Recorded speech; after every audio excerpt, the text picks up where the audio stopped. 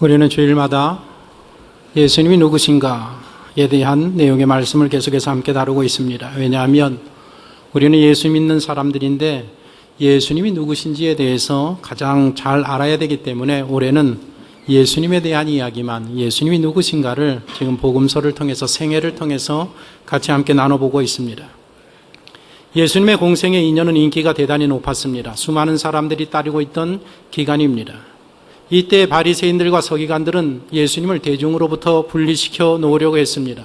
예수님에 대해서 먹기를 좋아하고 마시기를 즐기는 사람이다, 세리와 죄인의 친구다 악평하면서 나쁜 여론을 조성해 나가고 있었습니다. 이런 때에 예수님은 북쪽 갈릴리 지역 가버나움에 선교 본부를 두고 일하고 계셨습니다.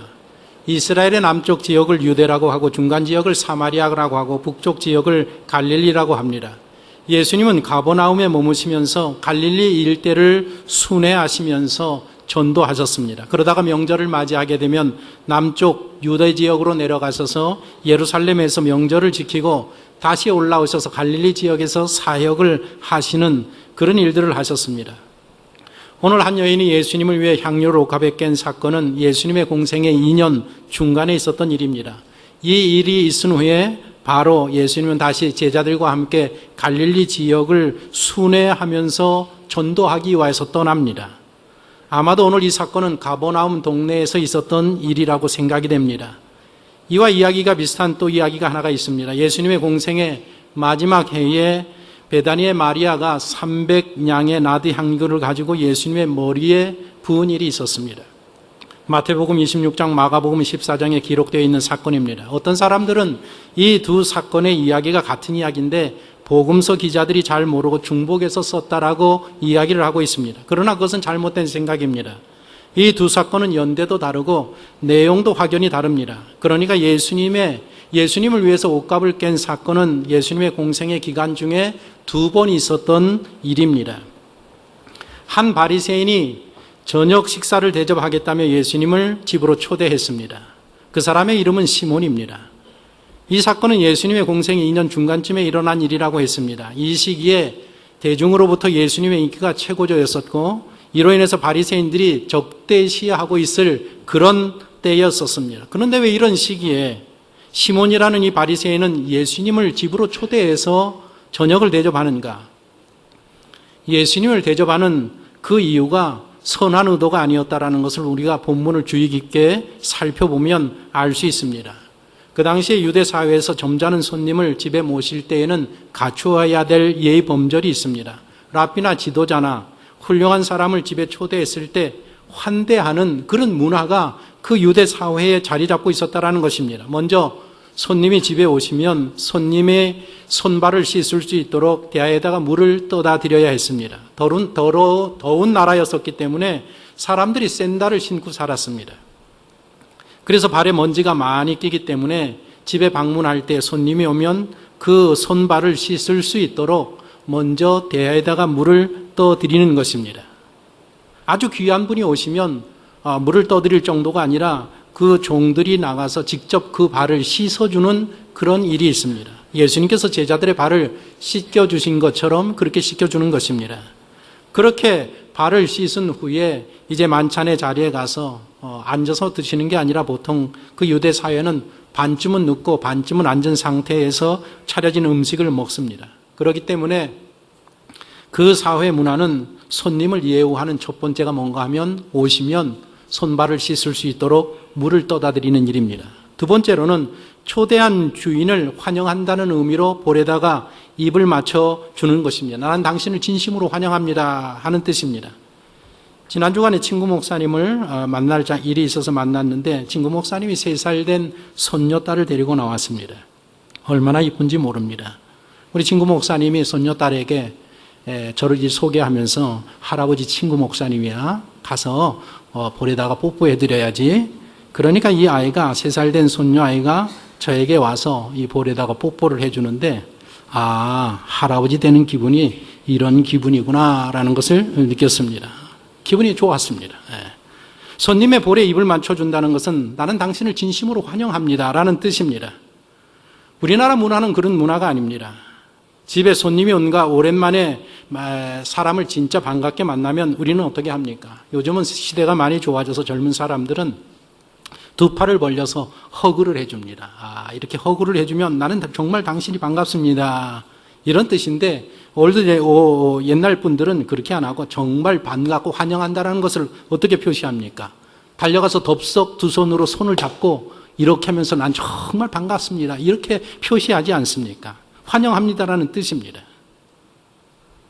세 번째로 손님을 환대하는 방법은 뭔가 하면 손님이 자리에 앉으면 기름을 가져다가 솔에다가 묻혀서 머리에 바르든지 기름을 머리에 부어드리는 일이 손님을 접대하는 일입니다. 시편 23편 5절에 이런 말씀이 있습니다.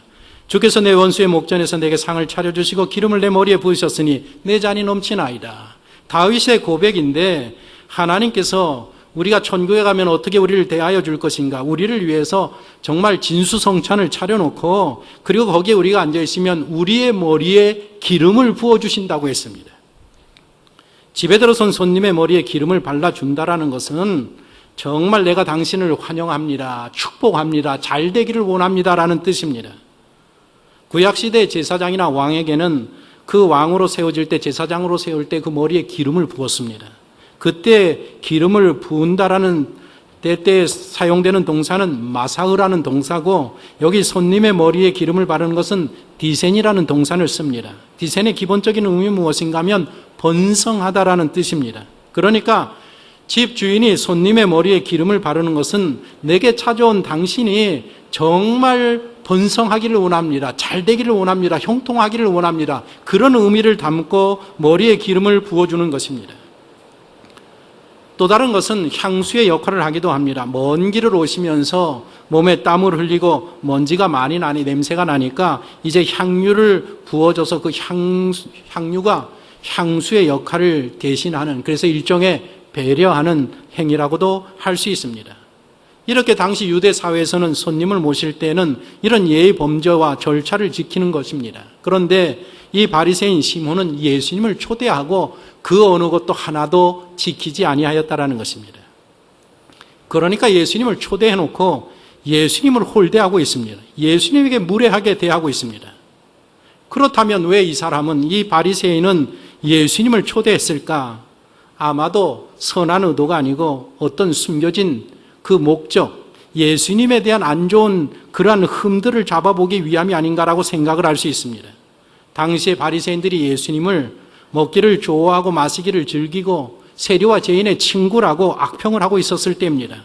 아마 그런 때에 자기의 친구들이 예수님에 대해서 그렇게 악평을 하니까 자기는 또다시 또 다른 예수님에 보이지 아니하는 흠을 잡아서 그것을 가지고 가서 친구들에게 자랑을 하며 인기를 누리고자 하는 의도가 있었던 것이 아닌가라고 생각을 해볼 수 있습니다. 그런데 속 없으신 예수님을 보십시오. 예수님은 다 아시면서도 그 자리에 참여하시고 그런 홀대와 그런 무시와 그러한 무례한 행동을 다 받아가면서 그 잔치 자리에 참여하고 준비된 자리에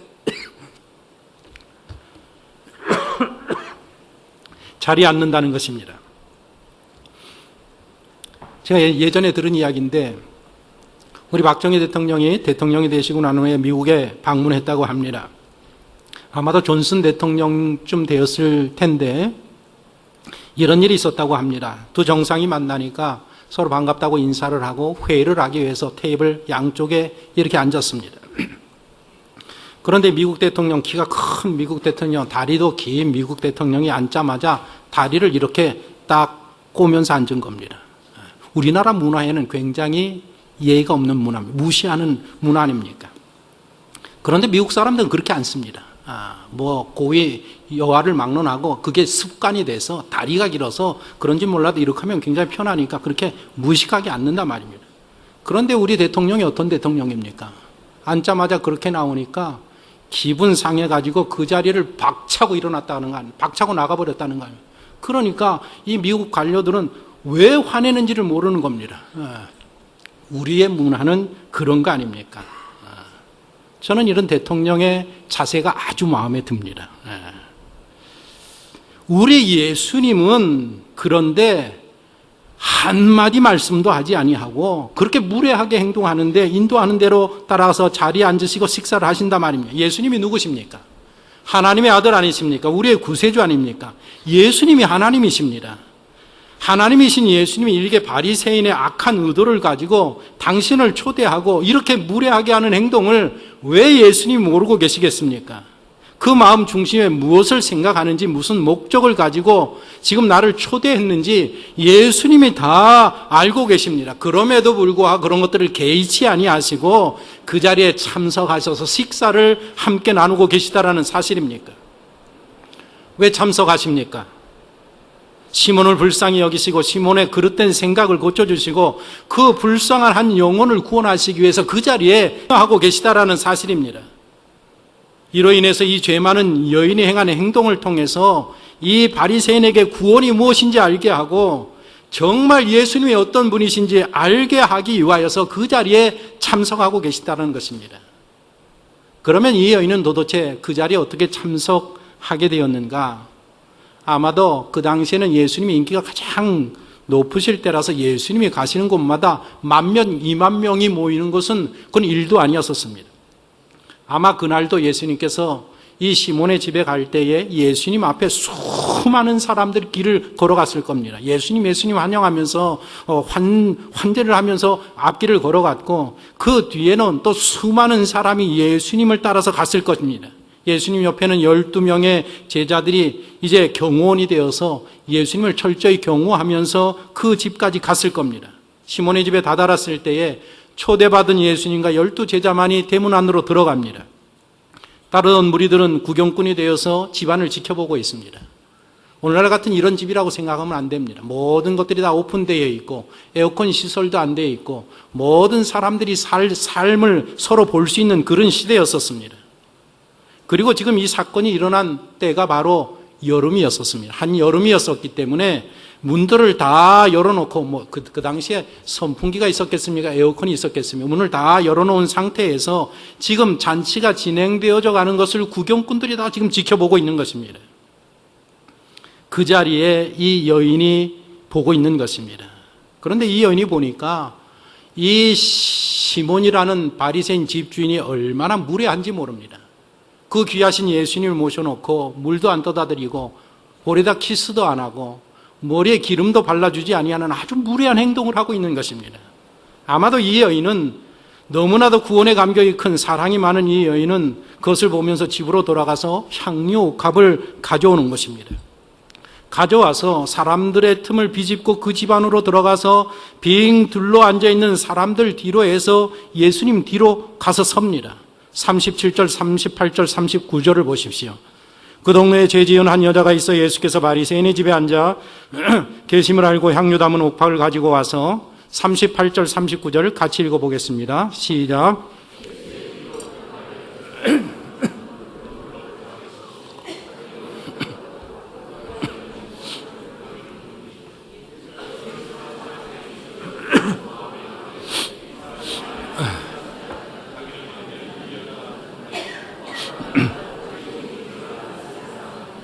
우리는 이 대목을 통해서 바리새인 시몬의 생각을 분명하게 읽을 수 있습니다.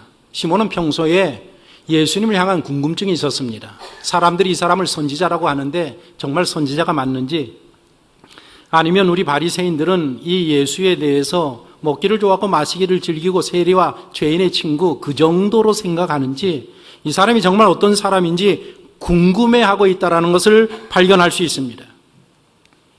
이 여인이 대하는 예수님의 태도를 보면서 시몬은 예수님에 대한 판단을 끝냅니다. 아, 이 사람은 선지자가 아니구나.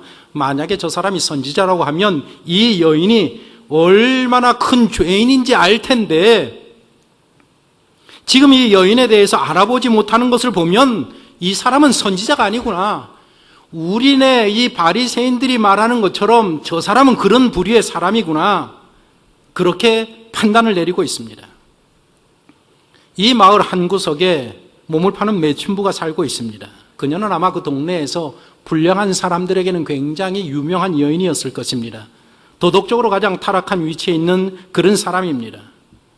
이런 여인은 바리새인 집에 감히 들어올 수가 없습니다. 그런데 그녀가 지금 이곳에 나타났습니다. 예기치 않게 이곳에 나서 예기치 않게 향유 옥합을 깨고 그것을 예수님의 발에 붓는 이런 일들을 지금 행하고 있습니다. 너무나도 갑작스런 예기치 아니하는 일이기 때문에 예수님을 비롯한 모든 사람들이 그냥 놀라서 이 상황을 바라보고만 있을 뿐입니다. 이 여인이 그 집안에 들어와서 예수님 들어가서 눈물을 계속 흘리면서 예수님의 발을 적십니다. 자신의 긴 머리를 풀어서 그 예수님의 발을 닦아드립니다. 이 여인이 몸을 파는 여인이지만 정신 나간 여인처럼 지금 이곳에 온 게 아닙니다. 아주 점잖고 단장하고 이 여인이 들어와서 지금 이렇게 하고 있다는 것입니다. 그 발에 계속해서 입을 맞추고 옥합을 깨뜨려서 그 향유를 발 위에 듬뿍 붓습니다. 나는 이 예수님의 발에 향유를 붓는 것만으로 내게는 너무나도 큰 영광입니다라는 태도로 이렇게 하고 있습니다. 그러니까 이 여인이 이러한 행동을 함으로 말미암아 예수님을 가장 귀한 분으로, 가장 높은 분으로 단번에 그 위치를 올려놓고 있는 것입니다. 눈물로 발을 씻고 계속해서 발에다 입을 맞추고 그 다음에 그 위에다가 향유를 붓습니다. 이 여인은 죄 많은 자신을 용서하시고 구원해 주신 그 주님의 구원의 은혜를 확신하고 구원의 감격에 주체할 수 없어서 지금 이곳에 와서 하염없이 예수님 앞에 눈물을 흘리고 있는 것입니다. 그런데 주인이 되는 시몬이라는 이 바리새인은 이 여인이 이렇게 하는 태도를 바라보면서 이 여인은 큰 죄인이라고 판단을 하고, 그리고 그 여인을 가만히 두는 예수님을 바라보면서 판단하기를 이 사람은 선지자가 아니구나, 이 여인, 이 더러운 여인을 알아보지 못할 정도의 영성이라고 하면 이 사람은 선지자가 아니다. 이제 내일 바리새인들 친구를 만나면 자기가 겪었던 것, 예수님에 대해서 이야기하면서 자랑할 판입니다. 그런데 예수님께서 모든 상황을 보시고 모든 것을 알고 계시는 예수님께서 시몬의 마음을 아시고 두 사람의 빚진 자의 비유를 말씀하십니다. 어떤 곳에 두 사람이 어떤 사람에게 빚을 졌다. 한 사람은 50데나리온을 졌다. 한 데나리온은 남자가 하루 나가서 일해서 버는 일당입니다. 또 한 사람은 500데나리온을 졌다. 그런데 두 사람이 빚을 갚을 길이 없는 그것을 보면서, 어려움 당하는 것을 보면서 그 채주가 두 사람의 빚을 다 탕감해 주었다. 그러면 50데나리온과 500데나리온 중에서 누가 더 이 채주에 대해서 탕감해 준 사람에게 감사하며 누가 더 큰 사랑을 하겠느냐? 시몬의 마음속에 잘못된 생각과 태도를 고치시기 위하여서 시몬에게 그렇게 물으시는 것입니다. 시몬이 대답합니다. 제 생각에는 많이 탕감받은 자가, 500데나리온 탕감받은 자가 더 많이 사랑할 것이라고 생각이 듭니다. 그래, 내 판단이 옳다. 그러면 너 한번 잘 생각해 보아라 하시면서 계속해서 말씀을 이어갑니다. 시몬이나 매춘부나 하나님 앞에 다 빚을 진 사람입니다. 이 시몬도 바리새인이지만 자기도 죄인으로 여기고 있습니다. 자기도 하나님 앞에 죄인이라고 인정하고 있습니다. 그러나 나는 이 여인처럼 이런 죄인은 아니다 라고 생각하는 사람이 바로 이 바리새인 시몬입니다. 이 매춘부보다는 훨씬 난 죄인이라고 생각합니다. 그러나 이 여인은 어떻게 생각하느냐? 자기야말로 이 세상에서 둘도 없는 가장 더러운 죄인이라고 스스로 인정하고 여기고 있습니다. 이 두 사람 다 죄인이라고 인정하고 있지만 그 크기가 다르고 이 두 사람 모두 다 하나님의 사죄하심을 시인하고 있습니다. 바리새인은 교리로, 지적으로, 이론적으로, 신학적으로 하나님의 용서하심이 뭔지 알고 자기는 용서함을 받았다라고 믿고 있습니다. 그러나 이 여인은 교리도 모르고 신학도 모릅니다. 지적으로도 부족합니다. 그러나 예수님의 은혜가, 예수님의 사랑이 나를 용서하였다라는 그 용서를 확신하고 있습니다.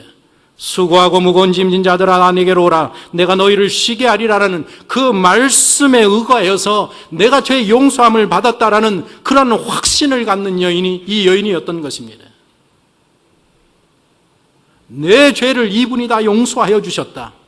내 500데나리오나 되는 그러한 큰 죄를 주님의 사랑으로 다 나를 용서하셨다. 그런 용서의 확신과 구원의 확신을 가지고 주님 앞에 나와 그 은혜를 감사함으로 표시하고 있는 것입니다. 예수님께서는 아직도 죄의 종의 상태에서 벗어나지 못하고 있는 이 시몬을 향하여서 여인과 대조하면서 시몬에게 묻습니다. 시몬아, 너는 내가 너희 집에 손님으로 올 때에 너는 기본적으로 지켜야 할 예의도 지키지 않았다. 물도 갖다 주지 아니하였고 내 볼에 입을 맞추지도 않았고 내 머리에 기름도 발라주지 않았다. 네가 사람을 대하는, 손님을 대하는 예의가 이 정도라고 하면 너의 다른 도덕성은 말할 것도 없지 않겠느냐. 이렇게 시몬의 눈먼 상태, 자기 자신을 바로 보지 못하고 여인을 바로 보지 못하고 예수님을 바로 보지 못하고 자기 편견에 사로잡혀 있는 이 잘못된 믿음과 신앙을 고쳐주시기 위하여서 예수님께서 지금 말씀하고 있는 것입니다. 너는 오만하고 무례하게 나에게 행했지만은 이 여인을 보라. 이 여인은 가장 겸손하게 정중하게 손님을 대접하고 나를 대접하지 아니하느냐. 왜 이 여인이 그렇게 하겠느냐. 사함을 많이 받은 것을 깨달았기 때문에, 주님의 사랑을, 하나님의 사랑을 진실로 깨달았기 때문에 이 여인은 이렇게 하지 아니하느냐. 그러면 너 한번 생각해 보아라. 하나님이 너와 이 여인을, 두 사람을 놓고 생각할 때 하나님이 어떻게 생각하겠느냐. 누구를 더 기뻐하시고 누구를 받을 자라고 생각하겠느냐. 지금 이 질문을 통해서 바리새인의 잘못된 생각, 편견, 믿음, 사고, 이런 것들을 예수님께서 깨닫게 하시고 고쳐주시는 것입니다. 예수님께서는 이 몸을 파는 이 여인, 죄 많은 여인을 사랑하셨습니다. 또한 예수님께서는 이 여인을 사랑하는 것만큼이나 이 바리새인 시몬도 사랑하셨습니다. 그래서 시몬으로 하여금 이 여인이 한 행동으로 말미암아 여인을 바라보게 하고 예수님을 바라보게 하고 바로 생각할 수 있도록, 깨닫게 하도록, 구원에 이르도록 그 구원을 이루시기 위하여서 이 집에 오늘 찾아오셨다라는 것입니다. 아마 이 사건을 통해서 시몬은 서서히 구원의 진리를 깨달았을 것입니다. 마지막에 구원을 받았을 것입니다. 왜냐하면 예수님께서 누군가를 한번 내가 너를 구원해야 되겠다라고 결심하시면 반드시 구원을 이루시는 분이 우리 예수님이시기 때문에 그렇습니다. 예수님은 이 여인을 사랑하신 것 같이 똑같은 사랑으로 이 바리새인을 사랑하셔서 그가 초대할 때 사양하지 아니하고 그 집으로 가셨다라는 것입니다. 우리의 사랑이 많으신 예수님은 당신을 푸대접하시는 곳에도 기쁨으로 가십니다. 한 영혼을 귀하게 여기시고 사랑하시고 구원하시기 위해서 가시는 것입니다. 예수님이 그런 곳에 가실 때마다 얼마나 마음이 많이 상하시는지, 그러나 그럼에도 불구하고 결국에는 그 영혼을 구원하시는 참 좋으신, 죄 용서하시고 우리를 구원하시는 그분이 우리가 믿는 예수 그리스도이신 것입니다. 오늘 23명의 성도들이 말레이시아 단기 선교를 출발합니다. 다음 주일날 돌아옵니다. 7박 8일 일정으로 다녀옵니다. 우리를 환영하고 기다려서 가는 선교가 아닙니다. 우리에게 발 씻을 물을 내주지 않아도, 우리의 볼에 입을 맞춰주지 아니하여도, 우리 머리에 기름을 발라주지 아니하도 우리는 갑니다. 왜 그렇습니까? 우리는 우리 자신을 500데나리온 탕감받은 자로 생각하기 때문에 그렇습니다. 예수님께서 우리 모든 성도들에게 말씀하셨습니다. 마태복음 28장 19절 20절입니다. 같이 한번 읽어봅니다. 그러므로 너희는 가서 모든 민족을 제자로 삼아 아버지와 아들과 성령의 이름으로 세례를 베풀고 너희에게 분부한 모든 것을 가르쳐 지키게 하라.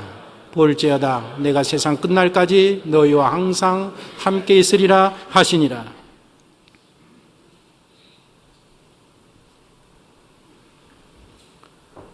우리 23명은 말레이시아로 갑니다.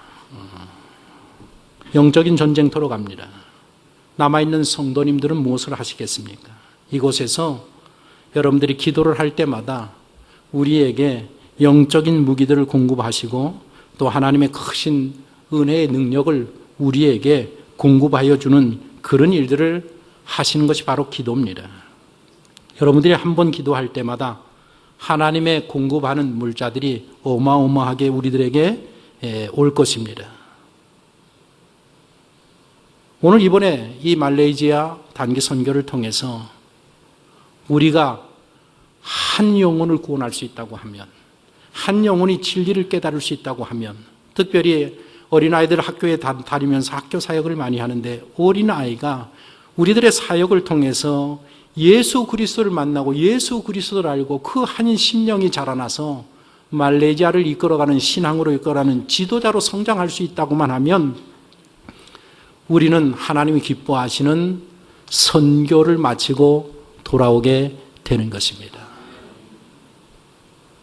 예수님은 개의치 않으셨습니다. 당신을 무시하셔도, 당신을 푸대접하셔도, 당신을 오해하여도 예수님은 한 영혼을 사랑하는 마음으로 그곳에 가서 그를 깨닫게 하고 그를 변화시키고 그 영혼을 구원하신, 그래서 우리가 그의 은혜로 다 구원함을 받는 성도가 되는 것입니다. 이제 우리가 해야 할 일이 무엇인가 하면, 이제는 우리가 한 영혼에게 다가가서 우리를 어떻게 대접해도 그를 향한 사랑과 예수 그리스도의 복음을 증거할 사명이 바로 우리들에게 주어져 있는 것입니다. 이 한 주간 동안 우리들은 말레이시아에서, 여러분들은 이곳에서 한 영혼을 위하여서 기도하고 한 영혼을 위하여서 복음을 전하고 그리스도의 사랑을 증거해내는 귀하고 아름다운, 그래서 하나님의 나라를 세워가는 우리 모든 청파중앙교회 성도들이 되어야 될 줄로 믿습니다. 기도하겠습니다.